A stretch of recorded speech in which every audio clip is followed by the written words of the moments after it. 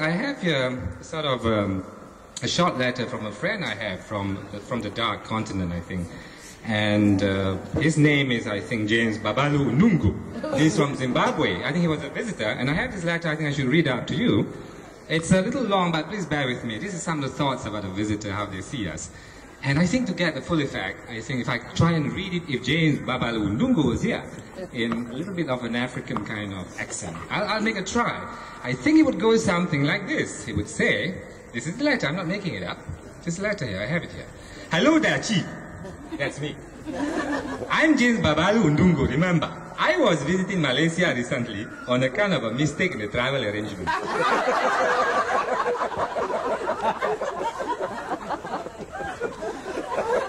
I was on my way to Guyana for the Voodoo Queer Conference, but the plane landed in Kuala Lumpur by mistake. Already I'm impressed by your prejudices of your countrymen. On the Mars plane, the cultural shock was delivered to the passengers, and you felt as if you had been hit below the belt by a ton of bricks. I no kid you, I was putting away my voodoo dolls when this voice over the intercom was saying, drug trafficking is a serious offense in Malaysia and is punishable by death. Death to all traffickers. Welcome to Malaysia. Have a nice day. I mean, that sort of thing puts people off their food. Your vital parts shudder and you swallow the saliva like nobody's business. Even in uncivilized Africa, we don't lay out the surprise and shock too suddenly. We let loose the king cobras, the lions, the lizards, and elephants, and assaulted wild tribesmen who have not eaten for days.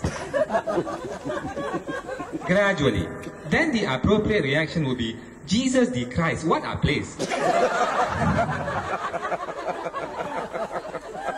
And another thing, I noticed, Malaysians tend to beat around the bush too much. Let me tell you, in Africa we have lots of bushes, but we don't waste time beating around it.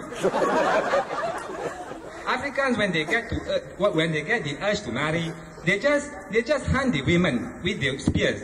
That a bit of compulsory raping and dragging the victim to the mud house, okay? Of course, we don't go around like the Malays, mooning around like a sick goat, reciting the useless pantuns all night long. You can surely put the night to better users.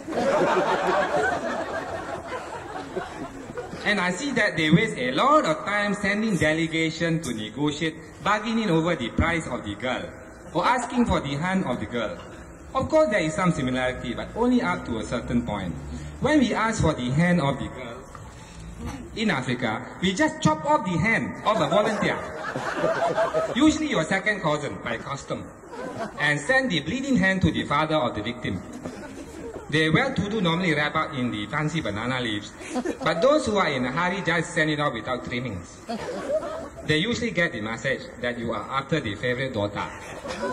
If that don't work, you send another hand as evidence that you mean business and that your intentions are honorable. Okay? And you say in Swahili with a note to the effect, hand over your daughter to show that you've seen a pan here and you educated to do. If that don't work, you start organizing a war. First you try some skirmishes by laying a trap for the girl, by digging a trap with sticks. When she falls into the pit along with her brothers and uncles,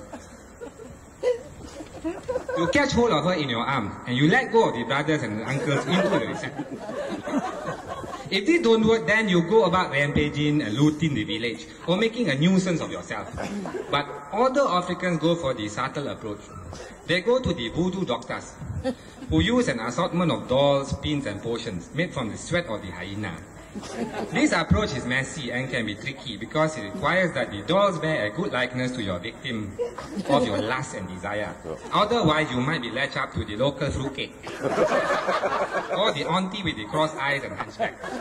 So you see, we have many things in common with the Malays and share many nasty habits. We are therefore quite civilized, where I come from, the neck of the woods.